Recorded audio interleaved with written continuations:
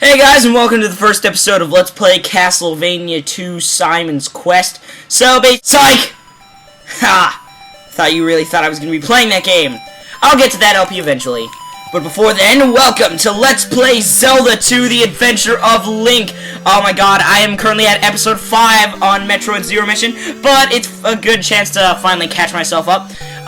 Zelda 2 is a direct sequel of the original Legend of Zelda, and a lot of internet critics seem to hate this game, but honestly, they're internet critics. Their opinion is so invalid, they had to use the internet to voice their opinion. It's a really good RPG, it's a really good action platformer, it's a really good game. It's just not a good Zelda game. That's probably the best way I can describe it. But it's worth checking out if you're a Zelda fan. You can't really call yourself a Zelda fan unless you've at least tried the game. So anyway, after Ganon was destroyed, it told Link his sleeping spell was cast on Princess Zelda. She awake only with the power of number 3 Triforce sealed in their palace and I roll. To break the seal, crystals must be placed in statues in 6 well-guarded palaces. Link set out on his most adventuresome quest yet. There sure were a lot of S's in that. Okay, so as you can see, I have my file ready to go. And, you'll notice something. This is why the game is hated by so many critics. It is a 2D platformer. But, to be honest, it made perfect sense. The NES was the king of 2D side-scrollers and the 8-bit era. So, you know, Nintendo was the king of those 2D side-scrollers. So, why not turn Zelda into one of those? I mean, it was the second game, and there were no expectations. So anyway, when we're walking on the path, nothing really happens. It's really boring. Such a boring day, but when we walk off, monsters appear! Depending on the terrain, what kind of encounter, small or weak, and where you are in Hyrule, different monsters will appear. Now, when I kill the monsters, notice that little numbers rise up. That's our experience. And obviously the number on the left is how much we have, and the number on the right is how much we need to get ourselves a level up. And, basically, the more enemies we kill, obviously, the more experience you get. Now, the level up system's a little weird. Basically, there's 3 attributes, life, magic, and attack, and instead of just getting a level up and upgrading a bunch of them, instead what happens is you get life, magic, and attack, but you can only upgrade one of them, so, you know, it's all or nothing. Nice! Okay, so that is just awesome right here. Anyway, this is a points bag, and this will further demonstrate my thing. First of all, this has a whopping 50 experience in it, which will bring us up to our first level. So as you can see, we can either upgrade life, or cancel it and save our experience towards something else. But as it currently stands, I think I'm going to upgrade life. So yes, we currently have 20 EXP, but now there's other ways we can get more. Now the first thing is notice, well, crap. Okay, get the hell out of there. If you're in this encounter, get the hell out of there. These enemies right here, these spear guys, these moblins, basically don't give you any experience unless they drop a points bag. But they will take away your health as well as your See? Right there. They took away my health and experience. So, be extra careful. And also, the big encounter in the field is the same way. Basically, it's these guys basically doing the exact same thing in the field. So, yeah, basically, in conclusion, these guys suck. But when we step off and step on, notice that there's a different encounter. That's because certain areas in Hyrule have a preconceived sort of destination that basically, you know, when you step on it, it'll either be an extra area or an area that you need to progress. And this one just has a P bag with 50 rupees in it. Very nice. So yeah, if I had my 20 experience, we would be very close to a level up, and I could probably grind my way up to our next magic level, but I'm not going to do that. Well, actually... Oh, yes! Perfect. Okay, now here is a really good place to grind if you're having any trouble with this game. These moblin guys don't, actually take away your experience. In fact, if they hit you, they take away your health. But they give you 10 experience a pop, and there's 2 of them. Alright, that right there is a magic jar. Once we actually get some spells, we can, see what that does. But until that point, they're just a bunch of useless blue jars on the ground. Alright, there we go. So, yes, 83 experience. Okay, great. Awesome. Now, another thing I want to explain is, if you're on the path when you touch an enemy, you won't have to fight them. And you can actually use both that trick where you touch an enemy and it'll interrupt the preconceived destination, as well as touching an enemy on the path to not have to fight them. To go, you know, if you're low on health, you can touch an enemy to not have to do a difficult platforming section, or you can get on the path to not have to fight an enemy. So, pretty good. Anyway, right here is the town of Rauru. For anyone who does not know, Rauru is the light sage from Ocarina of Time. Now, in towns, you can basically go around and talk to people. Some of them are useless old bimbos like this woman, and other ones are kind of helpful. Return the crystal to the palace in Parappa. You don't need this information as long as you have a walkthrough, but it's good your first playthrough. You can also walk into people's houses. Put your hands up! This is a home invasion! If you do not cooperate and give me all your rubies, someone's gonna get hurt. Not talking, huh? just gonna stab you in the crotch! Yeah. I'm gonna stab you. Yeah, there we go. Alright, so yeah, let's talk to this guy. If all else fails, use fire. Yeah, I think we learned that from Castlevania 2 Simon's Quest. Or we would have if I decided with that LP. Now, this healer right here will do something special if we talk to her. Please, let me help you. Come inside. Okay, this is really concerning. Link, oh god, Link, that was very unhero-like of you. Alright, no, I'm just kidding. Yeah, basically people, make that out to be, like, sexual, but it's, you know, it's just something funny to talk about. Only the hammer can destroy a roadblock. Yeah, squad-a-law, we are off. Alright, now this house right here, there's gonna be a woman that walks outside. You wanna watch her from the bushes. Stalk at her. Stare at her. Watch her. And then finally, this time is right, jump in the bushes and scare her! And she's going to be forced to invite you into her house and talk with her father. Yes, you are in. You are so in. Alright, now I'm just kidding. Basically, in the town, there are a bunch of women that are harboring a bunch of old men in their basements. Probably for sexual reasons. And if we do some sort of mundane task, like find an item for them, they will allow us to talk to them, and then they can teach us a helpful spell before they die of starvation, dehydration, lack of sunlight, or old age, whichever one comes first. Of course, I can always put you out of your misery and stab you in the face. But, you know, I wouldn't. So now we get the shield spell. Basically, when you cast it, we get a nice red tunic, and our life technically doubles from 2 to 4. Thing is, look at how much magic it takes. I mean, that's not that much later on in the game, but right now that's quite a bit. And if you didn't level up your magic, it'd be half your bar. And once you leave the screen, it's gone. So you have to use it kind of strategically, but still, it's not a bad little thing to get. So anyway, let's head into the town.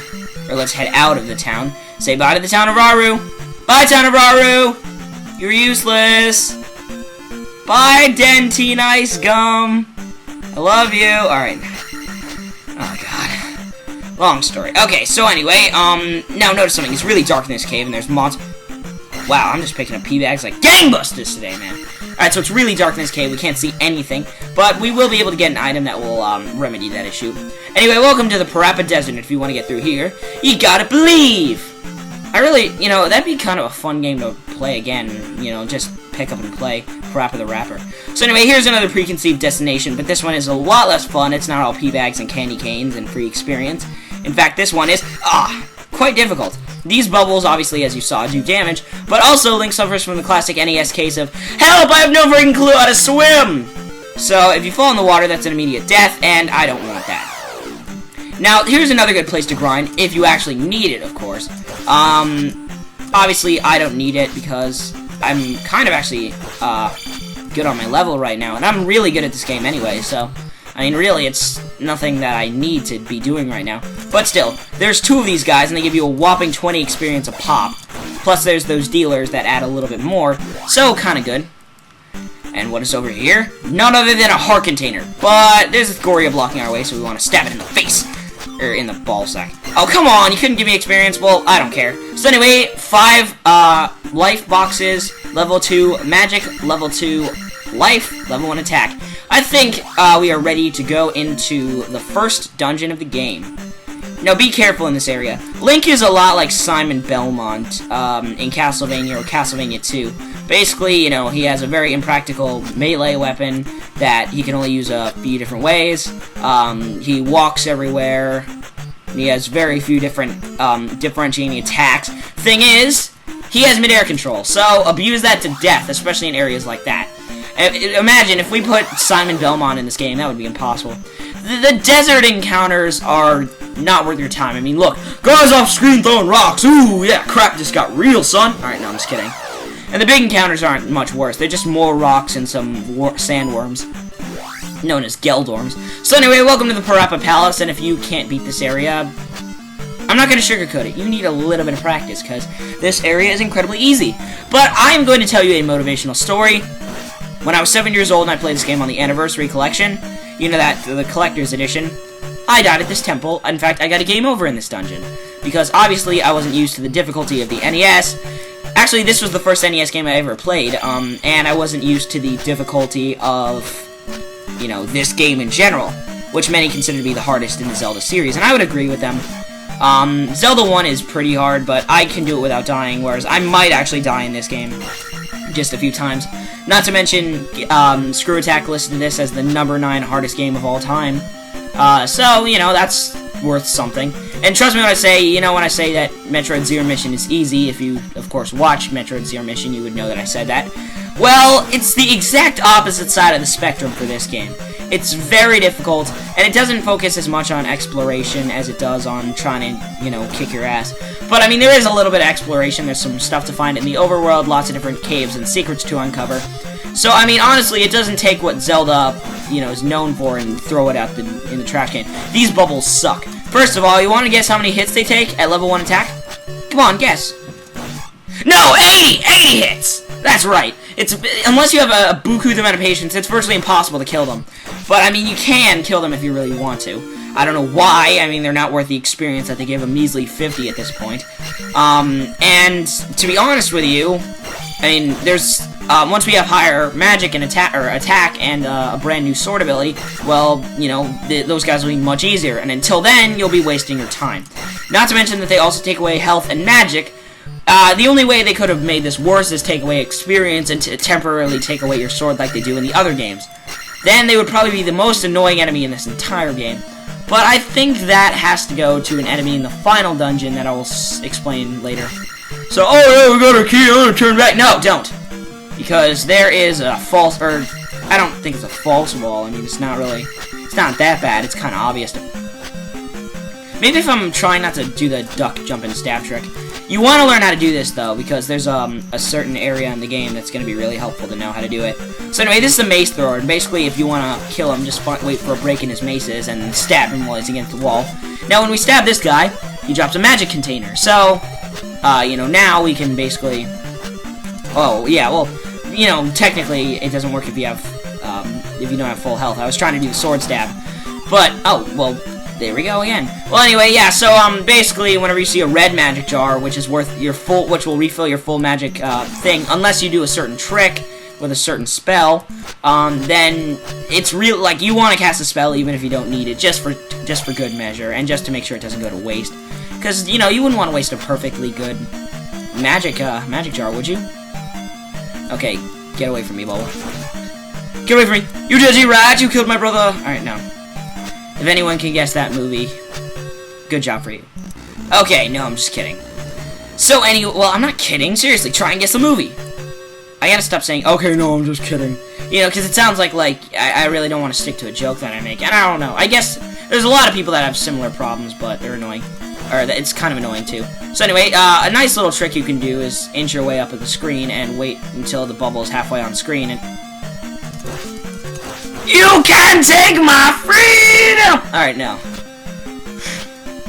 I don't know why I decided to just start singing that song. I wanted to do like the Braveheart, like, they cannot take our freedom, or something like that. But, it just came out of the song because I thought it would be weirder. Because, for people on the internet, things that are inexplicably weird are always the funniest things. Ha ha! I've always noticed, people, especially anime kids, are always attracted to what's weirder and, makes no freaking sense. But, that might just be the people that I know. I'm not a big fan of anime kids, I'm not gonna lie. My sisters, they even admit that they're not anime kids. Because they're attractive, oh nice, they're attractive, intelligent, and enjoy being social. And they enjoy anime, but they can talk about other things, let's put it like that. Alright, so this guy's an Iron Knuckle here, and there's two ways to fight this guy. The first one is like this chess match epic way, and then the second way is to just jump and stab him in the head. This will really help you out in situations where they're in there. So anyway, I don't know why I decided to jump on top of a candle and burn Link's balls off, but, well, I did. Alright, so there we go, that's the candle, and if you can't guess what that does, I'll give you a hint. You remember that dark cave that we saw? Yes, maybe it has something to do with that. So hopefully we can make it back to the room with the fairy in it before I die, of course. But I think we should be able to do that, honestly, because obviously the first dungeon isn't that difficult. But I think what makes this maybe difficult is if you don't try and fight certain enemies, if you don't try and kill everything in sight, you might not get level ups and you might not be able to refill your health in that way. So I mean that is a little bit that can be a little bit annoying, but it's not terrible, obviously. I mean, I seem to be doing just fine, and even if I got hit by the bot and the bubble in the next room, I will survive. So, yeah. I just thought of a song reference I could make, but, yeah. It's a little unoriginal, don't you think? So anyway, there's the fairy. Let's stab it in the face! And it will refill our health for stabbing it in the face! In the face! Alright, whatever. Yeah, I don't know why I just say in the face like that. I'm gonna crap my pants if I keep saying it like that, seriously. Alright, so we almost got ourselves another level up. So, anyway, next time on Let's Play Zelda 2, we will continue through the second dungeon. Or the first dungeon. Bye.